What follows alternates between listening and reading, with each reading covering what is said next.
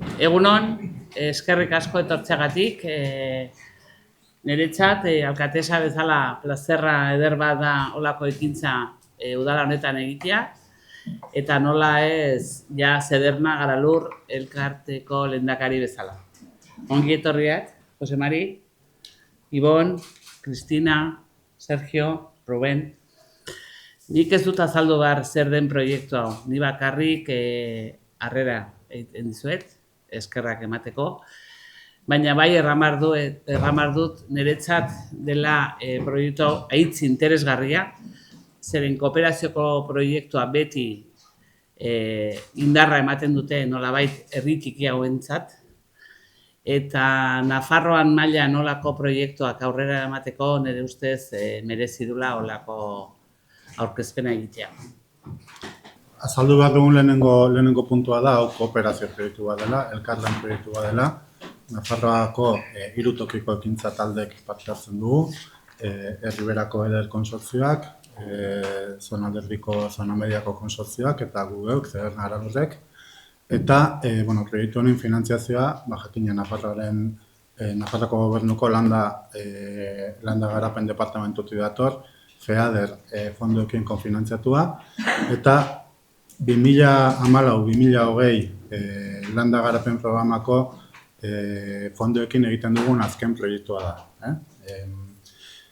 Hala ere, nahiz eta aurreko programako fondoak izan, jakina etorkizun hurbilean ikusten ditugun erronkei aurre egiteko palanka bezala erabili nahi dugu. Landa eremua oso anitza da, errealitate oso desberdina daude, leku desberdinetan, baina baita ere erronka amankomunak baditugu, eta proiektu hau erronka amankomun horietan dago oinarrituta. Helburu nagusia da, hain zuzen, hiriarekiko aukera berdintasuna eta landa eremuan daukagun baliabidetarako sarbide berdintasuna eskatzea. Alde batetik, landa eremua berak bere lehentasunei buruz erabakiak hartzeko dauzkan moduak indartu eta hobetzen, eta bestetik, landa eremuari buruz gizartean oro har jasotzen den mezu eta irudia pixkat beste modu batean landuz, ez?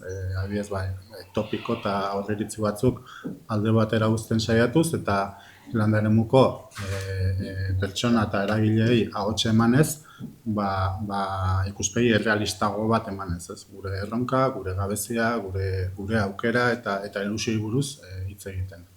Esandako lehenengo helburu nagusi horrek, beste bigarren mailako helburu batzuk dauzka. Alde batetik, erabakiak hartzeko orduan gure lurraldeen gaitasuna hobetzea. Esaten duen bezala, 30 urte daramazkigu tokiko ekintza taldeak behetik gorako erabakimen sistemak lantzen, baina gauzak aldatuz doaz eta guk ere errealitate berriei egokitu behar ditugu geure buruak. Bestetik, gobernantza deszentralizatuen ereduan sakondu, erabaki politikoa gure lurraldetara ekarri, landa lurraldeen arteko ezagutza sustatu, bai Nafarroan eta Nafarroatik kanpo. Bestetik, landa realitateak ikustaraztea, gure garaiko gizarte, ekonomia eta inguruen erronketara egokitzeko.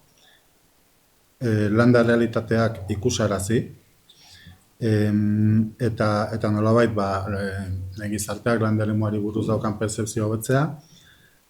Bestetik, bermeko landa mekanismoa edo rural proofing deitzen dena ezartzeko bidean aurrera egin, eta lurraldeko eragileen arteko lankidetza sustatzea. Aipatu dugun bezala, batez ere 2 lan ildo nagusi ditugu, alde batetik landa lurraldeak ahalduntzea, hau da, guk baditugu erabakimen mekanismoak, baina horietan sakondu nahi dugu, berritu nahi dugu, gai berriak tratatu nahi ditugu